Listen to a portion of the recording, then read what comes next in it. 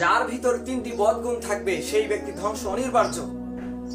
কোন ব্যক্তির ভিতরে যদি লোভ, হিংসা, অহংকার এই তিনটি বদ অভ্যাস থাকে তার জন্য ধ্বংস অনিবার্য। কিন্তু আমাদের সমাজে দেখা যায় আমাদের ভিতর যেই জিনিসটা বেশি সেটা হলো হিংসার প্রবণতা।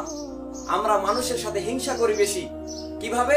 একজন মানুষ ভালো কিছু পদক্ষেপ নিয়েছে, আমরা তাকে পরামর্শ দেই না, বরং আমরা চেষ্টা করি তাকে কিভাবে সেই পদক্ষেপ থেকে নামা যায়। একজন মানুষ ধন সম্পদ অর্জন করে ভালো পর্যায়ে আছে, একজন মানুষ সুখে আছে, একজন মানুষ ভালো অবস্থায় আছে। আমাদের অবস্থা হলো আমরা চাই না এই মানুষটা সুখে থাক, এই মানুষটা ভালো থাক। কিভাবে তাকে আমরা অশান্তির মধ্যে ফেলতে পারি, কিভাবে তাকে আমরা উপর লেভেল থেকে নিচ লেভেলে টানিয়ে নামাতে পারি, আমাদের হলো এই হালত। আমাদের অবস্থা হলো এরকম। আমাদের ভিতর হিংসার প্রবণতা অনেক বেশি। আমরা চাই না কেউ সামনে এগিয়ে যাক, আমরা বরং চাই কিভাবে তাকে ধরে পিছনে টেনে আনা যায়। মনে রাখবেন, এই হিংসা এমন একটা জিনিস, এই হিংসা করার দ্বারা আপনার যে নেক আমলগুলো আছে সেই নেক আমলগুলো ধ্বংস হয়ে যাচ্ছে।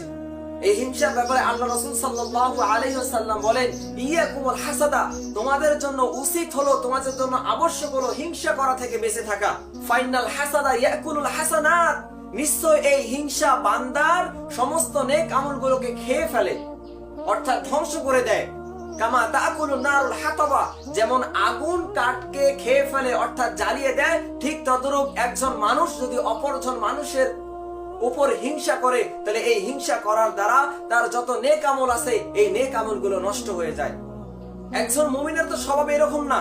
মুমিনের স্বভাব হলো ইউহিব্বু লিআখিহি মা ইউহিব্বু লিনাফসিহি, নিজের জন্য যা পছন্দ করবে অপর ভাইয়ের জন্য তা পছন্দ করবে। এটা হলো মুমিনের স্বভাব।